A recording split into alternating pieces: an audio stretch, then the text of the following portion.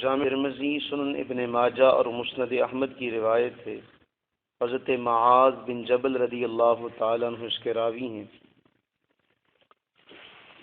فرماتے ہیں کہ نبی صلی اللہ تعالی علیہ وآلہ وسلم نے ارشاد فرمایا، لا تؤذی امرأۃ زوجہا فی الدنیا الا قالت زوجته من الحور العین۔ اس حدیث کا جو تعلق ہے وہ ہماری خانگی کے ساتھ ہے۔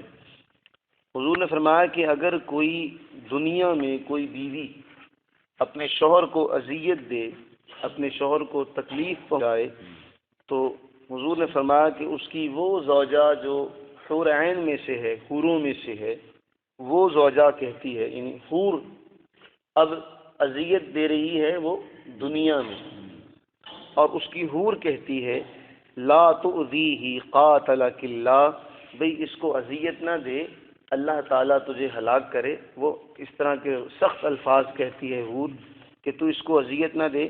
فإنما هو عندك دخیل یوشک ان یفارقک الینا، یہ تو تیرے پاس چند دن کا مہمان ہے، یہ تیرے پاس چند دن کا مہمان ہے، بس عن قریب تجھے چھوڑ کر یہ ہمارے پاس آ جائے گا۔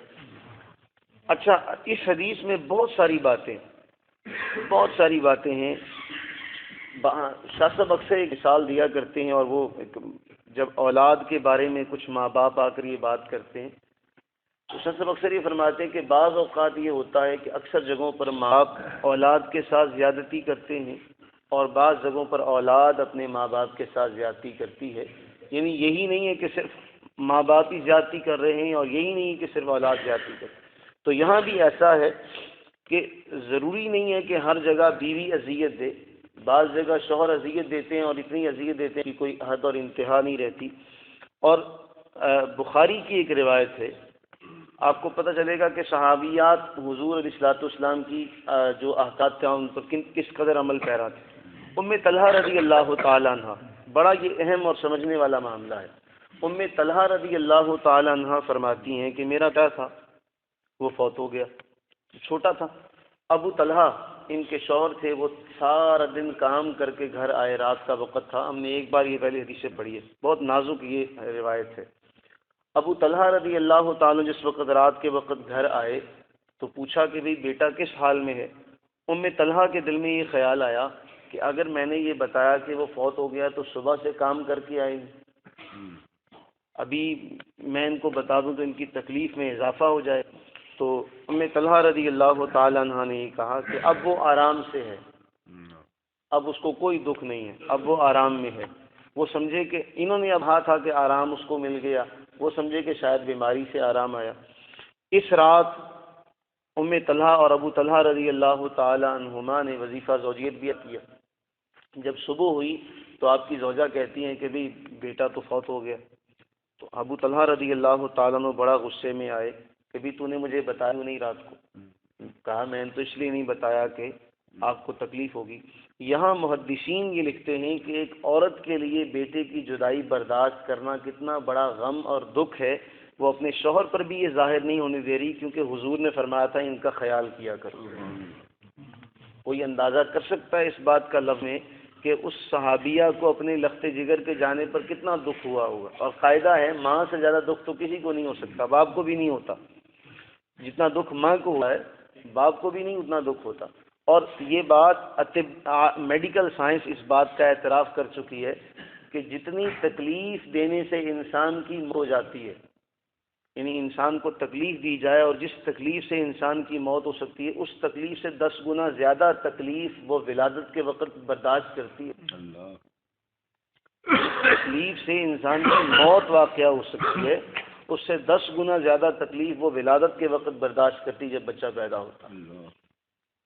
اور اس کی کیا قدر و قیمت ہوتی ہے ہمارے معاشرے میں ہم بھی جانتے ہیں کہ ہمارا معاشرہ ہے نا، مرد کا معاشرہ ہے کہ حضور علیہ الصلوۃ والسلام نے فرما دیا اب اس کے بعد ਅਸੀਂ ਜਾ ਕੇ ਹੁਣ ਸਾਡਾ ਜ਼ੋਰ ਬੁੜੀਆਂ ਤੇ ਚੱਲਦਾ ਹੀ ਨਹੀਂ, ਹੁਣ ਸਾਨੂੰ ਕੁਛ ਕਿਹਾ ਤੇ ਸਾਡੀ ਤੇ ਹੋਰ ਜਿਹੜੀ ਆ ਜਵਾਬ ਕਰਨ ਦੀ ਇਹਦੇ ਖਿਲਾਫ।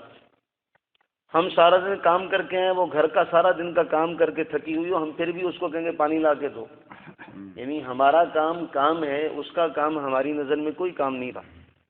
حضور سرور عالم صلی اللہ علیہ وسلم کی 9 ازواج بیک وقت حیات طیبہ میں موجود ہیں، لیکن تاریخ میں ایسا کہیں ملے گا آپ کو، احادیث میں ایسا کہیں نہیں ملے گا کہ حضور نے کہا لاؤ بھی پانی لے کے آؤ۔ یہ سیرت بتاتی نا کہ حضور خود پانی پیتے ہیں، آقا کریم علیہ الصلوۃ والسلام اپنے کپڑے کو خود ٹانکا لگاتے ہیں، اپنی جوتی کو خود سی لیتے ہیں۔ تو حضور کا اسوہ تو یہ ہے جس کے جھولے کو فرشتے جھولا جھلاتے ہوں، وہ اپنی بیویوں نہیں کہتا کہ میری یہ جوتی سی دو، میرا یہ کام کر دو، وہ خود اپنا کام کرتا ہے کہ یہ عورت کی ذمہ داری نہیں ہے۔ لیکن ہم نے یہ ذمہ داری بنا دی کہ تم پانی ہمیں پلاؤ، تم کام کر کے آئی ہو، اس سے کیا لگے۔ تو یہاں پر یہ بات سمجھنے والی ہے کہ بعض اوقات زیادتی مرد کی جانب سے ہوتی ہے اور بعض اوقات زیادتی عورت کی جانب سے ہوتی ہے۔ اگر عورت کی طرف سے زیادتی ہو تو پھر تو یہ حدیث پاک ہم نے پڑھ لی کہ حور عین اسے کہتی ہیں کہ تیرا بیڑا اللہ تعالیٰ تجھے ہلاک کرے، قاتلک اللہ تجھے ہلاک کرے، تو اس کو تنگ کر رہی ہے، تو مہمان ہے ہمارے پاس آ جائے گا۔ لیکن اگر شوہر کی طرف سے یہ بات ہوگی تو پھر اس کو بھی اپنے اعمال کا حساب دینا ہوگا، وہ بھی اللہ کے دربار میں پوچھا جائے گا کہ ہاں بھی بتا تو نے کیا کیا۔ اللہ رب العالمین سے یہ دعا کیا کریں کہ باری تعالیٰ، حضور نے فرمایا نا کہ جیسے ہر ایک حاکم ہے، تم اپنے گھر کے حاکم ہو، بیوی تمہارے گھر کی حکمران ہے، تم اپنی رعایا کا جواب دو گے، وہ اپنی رعایا کا جواب دے گی، سوال تو تم سے ہوگا کہ نے اس کو کیسے رکھا، اور اس سے بھی سوال ہوگا کہ اس نے تمہارے گھر کی حفاظت کیسے کی۔ تو جواب ہم دونوں نے دینا ہے۔ اللہ رب العالمین سے یہ دعا کیا کریں کہ حضور کی وہ جو حدیث ہے کہ حضور نے فرمایا تھا تم سب میں بہترین کون ہے، اب حضور نے یہ احساس فرما دیا، کسوٹی پر پرکھ لیں کہ حضور نے یہ نہیں کہا تم میں سب سے بہتر وہ ہے جو نمازیں پڑھتا ہو 5 وقت کی، حالانکہ اس سے بڑی کوئی اہمیت نہیں، یہ بھی بڑی اہمیت کی بات ہے۔ یہ نہیں فرمایا کہ ہر سال حج کرتا ہو، یہ نہیں فرمایا کہ وہ زکوٰۃ دیتا ہو، فرمایا تم سب میں بہترین وہ ہے جو اپنے گھر والوں کے ساتھ اچھا ہے۔ اور پھر حضور نے نتیجہ میں تم سب سے زیادہ اپنے گھر والوں کے ساتھ اچھا ہوں، جتنا تم اچھے ہو نا میں تم سب سے زیادہ اپنے گھر والوں کے ساتھ اچھا ہوں۔ تم میں بہتر کون ہے جو اپنے گھر والوں کے ساتھ اچھا ہے؟ ہمیں تو بیوی کے ساتھ جاتے ہوئے تکلیف ہو کہنا ہوں اپنی بڈھی نہ چلا ہوا، اور حضور تو اپنی زوجہ کے ساتھ دوڑ لگاتے ہیں۔ ہمارے یہاں تو پنجاب میں یہ محاورہ نہیں جی وہ نال نہیں کتے بھی جانا، لوگوں نے کہنا لو جی تھک گیا، تو حضور نے تو بیوی کے ساتھ دوڑ لگائی تھی، اس کا کیا ہوگا پھر۔ اللہ سے یہ دعا کریں کہ مولا کریم ہمیں حضور کا اسوہ نصیب فرمائے۔ اور اہم بات، یہ لڑائی ہوتی ہے میاں بیوی کے درمیان، کس کے درمیان؟ حور کو پتہ چل جاتا ہے، حور کو پتہ چل جاتا ہے، 7 آسمانوں کے اوپر جنت ہے، اب حور جنت میں دیکھ رہی ہے، جنت سے دیکھ رہی ہے کہ یہاں پر میرا شوہر جو ہے اس کے ساتھ کوئی لڑائی کر، ٹھیک ہے، اب وہ اپنے کمرے میں ہوں اپنے گھر میں ہوں، حور کو اس کا پتہ ہے۔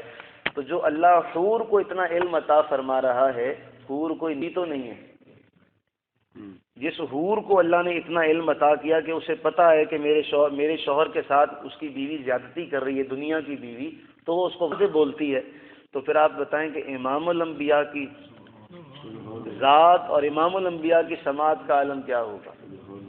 یعنی یہ تو چھوٹی چھوٹی باتیں اگر آپ ان کو یاد کر لیں، یہ صحیح حدیث ہے کہ اگر حور جو ہے اللہ تعالیٰ حور کو سنوا دیتا ہے کہ زمین پر تیرا شوہر جو ہے اس کے ساتھ زیادتی ہو رہی ہے، اور وہ وہاں سے بد دعا دیتی ہے، تو پھر امام الانبیاء اگر وہ لڑائی جھگڑا سنتی ہے تو اللہ تعالیٰ محبوب کو تعریف نہیں سنواتا ہوگا کہ محبوب تیرے ماننے والے یہ تیرا تذکرہ کر رہے ہیں، محبوب تیرے امتی تیری تعریف کر رہے ہیں۔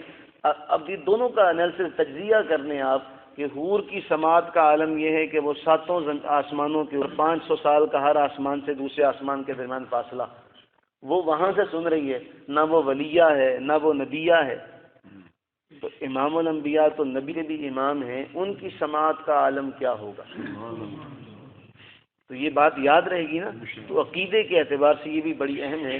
اسی کا معنی حاضر ہے، اسی کو ہم حاضر و ناظر کہتے ہیں کہ جی اللہ تعالیٰ اپنے محبوب تک وہ ساری رپورٹ جو ہے وہ پہنچا دیتا، تو جو رب حور کو سنوا سکتا ہے تو اپنے محبوب کو سنوا دے گا، تو اس میں کون سی بڑی بات، یہ کوئی مشکل کام تو نہیں نا رب کے لیے۔ تو اللہ تعالیٰ ان اللہ علی کل شیء قدیر، اور یہی ہمارا عقیدہ ہے۔ ہم نہیں کہتے کہ جی خود سن رہے ہیں اللہ، ہمیں بھی تو ہم کوئی بات خود سن سکتے ہیں؟ نہیں سن سکتے۔ ہمیں بھی اللہ سنوا رہا ہے تو ہم سن رہے ہیں، اور حضور کو بھی اللہ سنوائے گا۔ یہ کب کہا کہ جی حضور اپنی مرضی سے سن لیتے ہیں؟ اللہ سنا رہا ہے، لیکن ہمارا عقیدہ یہ ہے کہ اگر حور سن سکتی ہے، حور کا تو یہ رشتہ ایک کون سا رشتہ، اس شوہر کے ساتھ اس کا کون سا رشتہ، اور حضور کا رشتہ جو امتی کے ساتھ ہے، ان دونوں رشتوں کو دیکھیے گا۔ اگر اللہ اس رشتے کی اتنی اہمیت رکھ رہا ہے تو اس رشتے کی اتنی اہمیت رکھے گا جو نبی اور امتی کے درمیان ہے۔ اللہ رب العالمین سے دعا ہے کہ مولا کریم سمجھنے کی، عمل کی توفیق نصیب فرمائے۔ بسم اللہ الرحمن الرحیم۔ اللهم صل على سيدنا ومولانا محمد النبي الأمي وعلى آله وأصحابه وبارك وسلم۔ ربنا آتنا في الدنيا حسنة وفي الآخرة حسنة وقنا عذاب النار۔ اللهم اكفنا بحلالك عن حرامك واغننا بفضلك عمن سواك۔ نعوذ بكلمات الله التامة ومن كل شيطان هامة ومن كل عين لامة۔ سبحان الله وبحمده لا قوة إلا بالله۔ ما شاء الله كان وما لم يشأ لم يكن۔ أعلم أن الله على كل شيء قدير وقد أحاط بكل شيء علما۔ وصلى الله على حبيبه سيدنا ومولانا محمد وعلى آله وأصحابه أجمعين برحمتك يا رب۔